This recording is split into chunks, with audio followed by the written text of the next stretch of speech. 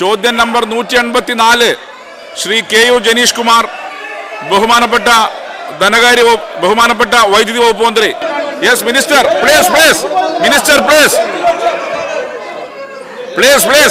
അവരവിടെ ഇരുന്നോട്ടെ. Please treasury ബെഞ്ചിൽ അംഗങ്ങളോട് ഇരിക്ക്. ക്വസ്റ്റ്യൻ അവർ നടക്കട്ടെ.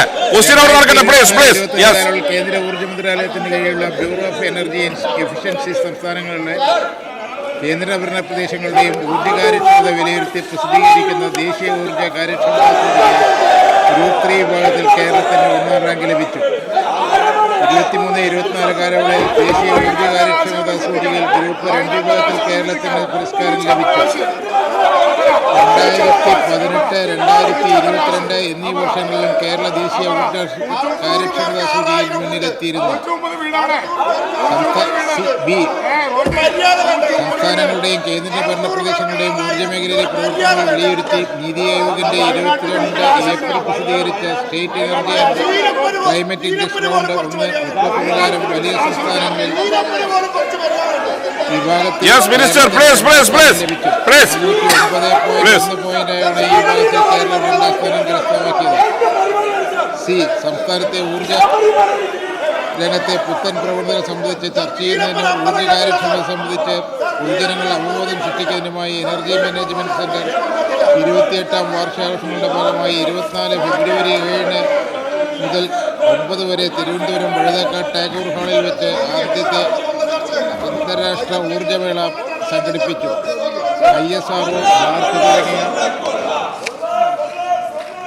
സ്ഥാപനങ്ങളിലെ വിദഗ്ധന്മാരുടെ പങ്കാളിത്തവും സംസ്ഥാന ഊർജ്ജ സംരക്ഷണ പുരസ്കാരവും വിതരണത്തിന് വിധേയമായി. ഇതിൻ്റെ തുടർച്ചയായി 2025 തൈക്കാട് പോലീസ് ഗ്രൗണ്ടിൽ കാർബൺ രഹിത കേരളം എന്ന പ്രമേയത്തെ നടന്ന 2ാം പതിപ്പ് പുനരുപയോഗ ഊർജ്ജം, സ്മാർട്ട് ഗ്രിഡ്, സാങ്കേതിക വിദ്യകൾ എന്നിവയിൽ ഊന്നിയുള്ള ചർച്ചകൾക്ക് വേദിയായി. മേളയുടെ 3ാം പതിപ്പ് 2026 ഫെബ്രുവരി 7 മുതൽ 9 വരെ പരങ്ങാട് ഹഫോസ് ക്യാമ്പിലെ പ്രൊഫസർ VK ദാമോദരൻ നഗറിൽ കേരളത്തിൻ്റെ ഊർജ്ജഭാവിയെ ശാക്തീകരിക്കുക എന്ന പ്രമേയത്തിൽ സംഘടിപ്പിച്ചു. മേളയിൽ നൂതന സാങ്കേതിക വിദ്യകളുടെയും ഊർജ്ജ സുരക്ഷയും കാലാവസ്ഥാ സംരക്ഷണവും ഉറപ്പാക്കുന്നതിനും ദേശീയ സംവാദങ്ങൾ നടന്നു. സാധാരണക്കാർക്ക് നവീന സാങ്കേതിക വിദ്യകൾ പരിചയപ്പെടാനും ഊർജ്ജബോധവൽക്കരണം നേടാനും സാധിച്ചു. ഈ 3 പതിപ്പുകളും കേരളത്തിൻ്റെ ഊർജ്ജ പരിവർത്തനത്തിന് മികച്ച മാതൃകയാണ്. കേരളത്തെ ഊർജ്ജകാര്യ സ്വയം പര്യാപ്തതയിലേക്കും സുസ്ഥിരമായ ഹരിതഭാവിയിലേക്കും നയിക്കുക എന്ന ലക്ഷ്യത്തോടെ ശ്രീ KU ജനീഷ് കുമാർ. സാർ, ശബരിമലയിലെ സ്വർണം കട്ടവരെയും അത് വാങ്ങിയവരെയും അത് വാങ്ങാൻ ഇടനില നിന്ന UDF കൺവീനർ ഉൾപ്പെടെയുള്ള കോൺഗ്രസുകാരെ സംരക്ഷിക്കാനുള്ള വലിയ വ്യഗ്രതയാണ് സാർ ഈ സഭയ്ക്കുള്ളിലെ പ്രതിപക്ഷം നടത്തിക്കൊണ്ടിരിക്കുന്നത്. സാർ ഇവരുടെ ഈ തൊലിക്കട്ടി അപാരം തന്നെ സാർ. കാണ്ടാമൃഗത്തിന്റെ തൊലിക്കട്ടിയാണ് സാർ ഇവർക്കുള്ളത്. സാർ, എൻ്റെ ചോദ്യം സാർ, ഇന്ന് നമ്മുടെ നാട്ടിൽ പവർ കട്ടില്ല സാർ. ഇന്ന് നമ്മുടെ നാട്ടിൽ ലോഡ് ഷെഡിംഗ് ഇല്ല സാർ. 10 വർഷം മുമ്പ് ഒരു ഇരുണ്ട കാലം കേരളത്തിലുണ്ടായിരുന്നു സാർ. ആ പവർ കട്ടുള്ള ലോഡ് ഷെഡിംഗ് ഉള്ള ഒരു ഇരുണ്ട കാലം, ആ ഇരുണ്ട കാലത്തെ മാറ്റിയെടുത്ത ഊർജ രംഗത്ത് വിപ്ലവം സൃഷ്ടിച്ച ഈ ഗവൺമെന്റിനെ ഞാൻ അങ്ങേയറ്റം അഭിനന്ദിക്കുന്നു സാർ. പവർ കട്ടും ലോഡ് ഷെഡിങ്ങും ഒഴിവാക്കുന്നതിന് വേണ്ടി വൈദ്യുതി മേഖലയിൽ സ്വീകരിച്ച നടപടികൾ വിശദമാക്കാമോ എന്നതാണ് സാർ എൻ്റെ ചോദ്യം. മിനിസ്റ്റർ, എന്താ സാർ ഒന്നും കേട്ടില്ല. പവർ കട്ടും ലോഡ് ഷെഡിംഗ് ഒഴിവാക്കാൻ എന്തൊക്കെ നടപടി സ്വീകരിച്ചു? പവർ കട്ടും ലോഡ് ഷെഡിംഗ് ഒഴിവാക്കാൻ എന്തൊക്കെ നടപടികളാണ് സ്വീകരിച്ചത്?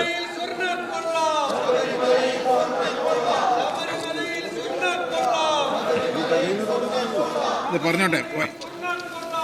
2000 വൈദ്യുതി നിയമം 2003 സെക്ഷൻ 62 പ്രകാരം സംസ്ഥാനത്തെ വൈദ്യുതി നിരക്ക് നിശ്ചയിക്കുന്നതിനുള്ള അധികാരം വൈദ്യുതി പവർ കട്ടും ലോഡ് ഷെഡിംഗ് ഒഴിവാക്കാൻ എന്താണ് നടപടി സ്വീകരിച്ചത്? സാർ ഒരു മിനിറ്റ്.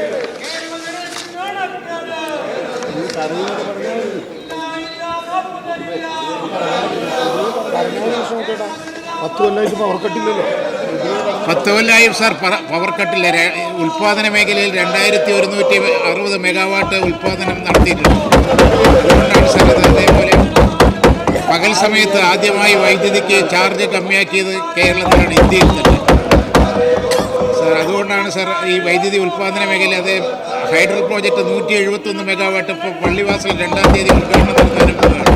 അതുകൊണ്ടാണത് നമുക്ക് കമ്മിയാക്കാൻ സാധിക്കും. സെക്കൻഡ് ക്വസ്റ്റ്യൻ സർ, വൈദ്യുതി മേഖലയിൽ ആഭ്യന്തര ഉൽപാദനം വർദ്ധിപ്പിക്കുന്നതിന്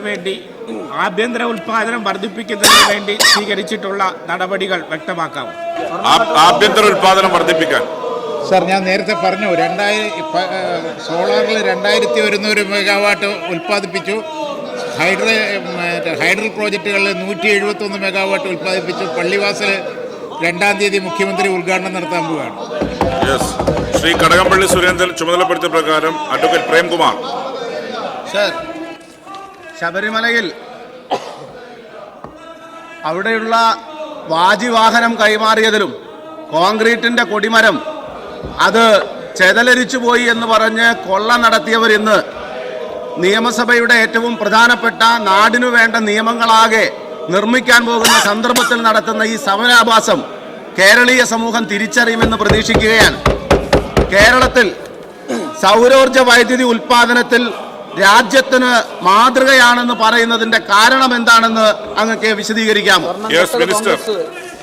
സാർ, വളരെ താല്പര്യമെടുത്ത് ഇലക്ട്രിസിറ്റി ബോർഡും എനർട്ടും വളരെ താല്പര്യമെടുത്താണ് ഇതിനു വേണ്ടി മുൻകൈയെടുത്തത്. 2100 കേരളത്തിൽ തന്നെ 2-ാമത്തെ സംസ്ഥാനമാണ് സൗരോർജ്ജത്തിൽ. അതേപോലെ ബാറ്ററി സ്റ്റോറേജും കൂടി ഇപ്പോൾ 500 മെഗാവാട്ടിൻ്റെ ബാറ്ററി സ്റ്റോറേജും കാസർഗോഡ് വെക്കാൻ പോകുന്നുണ്ട്. അത് കഴിഞ്ഞാൽ പീക്ക് അവറിലും അതിൻ്റെ ഗുണം കിട്ടും. പിന്നെ ഹൈഡ്രൽ പ്രോജക്റ്റുകളെല്ലാം എല്ലാം തന്നെ നമ്മൾ വലിയ രീതിയിലുള്ള ഇടപെടൽ നടത്തി പൂർത്തിയാക്കാനുള്ള ശ്രമം നടത്തലാണ്. ശ്രീ പി സുമോദ്. സർ, ശബരിമലയിൽ സ്വർണ്ണക്കൊള്ള നടത്തിയ കോൺഗ്രസ് ഇപ്പോൾ ഇവിടെ നിയമനിർമ്മാണം നടത്തുന്ന ഈ സഭയുടെ പ്രവർത്തനങ്ങൾ തടസ്സപ്പെടുത്തുന്നത് ഖേദകരമാണ് സാർ.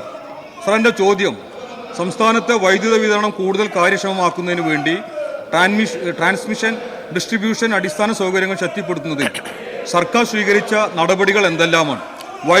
വൈദ്യുതി നഷ്ടം കുറക്കുന്നതിൽ ഉണ്ടായ പുരോഗതി വ്യക്തമാക്കാം. Yes minister.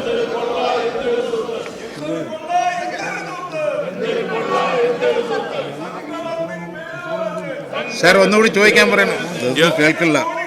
വൈദ്യുതി നഷ്ടം കുറക്കാൻ സർക്കാർ സ്വീകരിച്ച പുരോഗതി. വൈദ്യുതി നഷ്ടം കുറക്കാൻ എന്തൊക്കെ നടപടിയാണ് സ്വീകരിച്ചത്?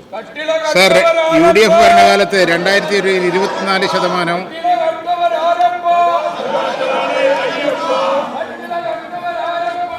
Yes, please. Shri UR Pradeep. Sir, കേരളത്തിൽ 2016 മുമ്പേ വൈദ്യുതി മേഖല കരിമ്പുംതോട്ടത്തിൽ ആന കിടന്ന പോലെയായിരുന്നു സർ. അവിടെ നിന്ന് നല്ല നിലയ്ക്ക് ലോകം ശ്രദ്ധിക്കുന്ന രീതിയിലുള്ള ഒരു പ്രവർത്തനമാക്കി മാറ്റിയത് ഞാൻ അഭിനന്ദിക്കുന്നു സർ. സർ, എൻ്റെ ചോദ്യം, എൻ്റെ മണ്ഡലത്തിൽ ചേലക്കരയും പഴയന്നൂരുമായി ബന്ധപ്പെട്ട് ഏകദേശം 54,000 ഗുണഭോക്താക്കളുണ്ട് സർ. അതിൻ്റെ ഭാഗമായി ഇപ്പോൾ പ്രവർത്തനം അതിൻ്റെ ഉദ്യോഗസ്ഥന്മാർക്ക് വേണ്ടത്ര എത്തിക്കാൻ കഴിയില്ല, വലിയ സ്ഥലമായതുകൊണ്ട്. അപ്പോൾ ഇവിടെ ചേലക്കരയും അതുപോലെ തന്നെ പഴയന്നൂരുമുള്ള കൺസ്യൂമേഴ്സിനെ ഒരുമിച്ചാക്കി മറ്റൊരു പുതിയ സെക്ഷൻ നമുക്ക് അനുവദിച്ചു തരാൻ കഴിയുമോ എന്ന ഒരു ആവശ്യം പരിഗണിക്കാൻ കഴിയുമോ സർ? പുതിയ അത് ആലോചിക്കാവുന്നതാണ് സാർ. യെസ്